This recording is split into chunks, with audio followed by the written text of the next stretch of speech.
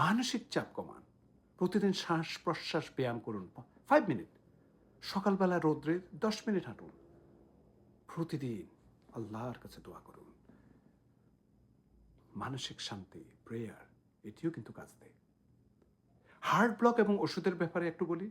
Heart block থাকলে ওষুধ সঠিকভাবে নিতে হবে, কোনো ওষুধ নিজের থেকে বাদ দিবেন না। ব্লক থাকলেও নিয়মিত হাঁটা এবং লো গ্লাইসেমিক ইন্ডেক্স খাবার হৃদয়কে ভালো রাখে। কিডনি বা ব্লক থাকলে ওষুধ বা খাবারের পরিমাণ ডাক্তারের পরামর্শ অনুযায়ী ঠিক করতে হবে।